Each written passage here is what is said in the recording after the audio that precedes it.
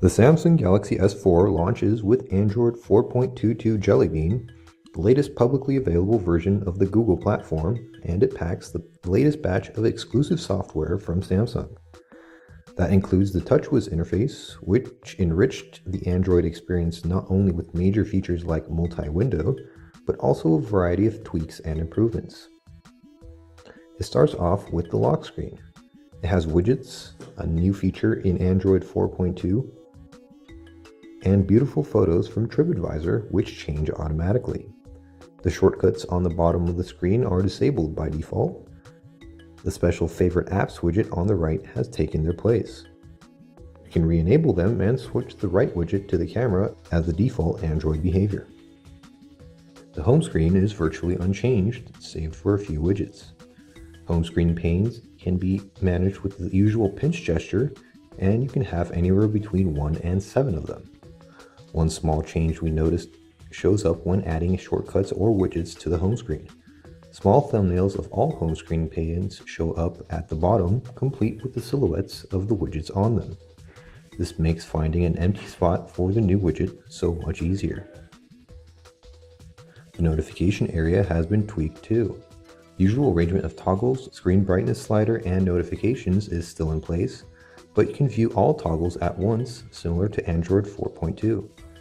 To access the full list of toggles, you need to either push the dedicated button when you have opened the notification area already, or simply perform a two-finger swipe.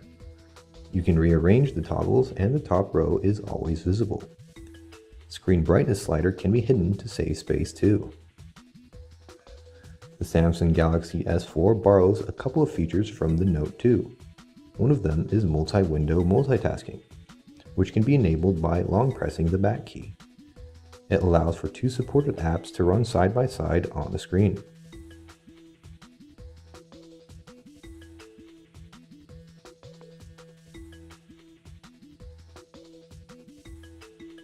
Another is Air View.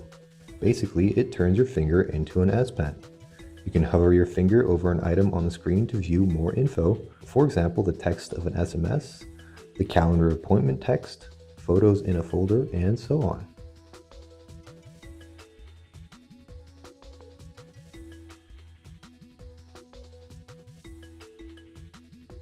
Air gestures are a completely new thing.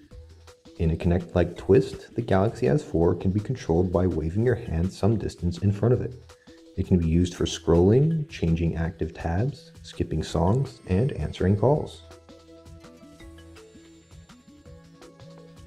The Smart Screen feature grew two new options, Smart Scroll and Smart Pause. The first is an accelerometer-based scroll that prevents accidental scrolling by disabling itself when you're not looking at the screen. The second option, perhaps the more useful one, automatically pauses video playback when you look away from the screen and resumes when you look back. The camera interface has been reworked and is now based on the Samsung Galaxy camera. The interface is greatly simplified and hides most of the features in the mode carousel, which offers helpful images and descriptions to help out new users. There are plenty of interesting features, but the ones to note are the dual shot mode and 360 photo, also known as Photosphere. We have the Snapdragon 600 base version of the Samsung Galaxy S4 here, which is the version many countries will get. Samsung went with a higher clock speed, making the S4 the fastest phone we've tested. In theory, the Exynos 5 Octa chipset should offer even better performance, but we've yet to see about that.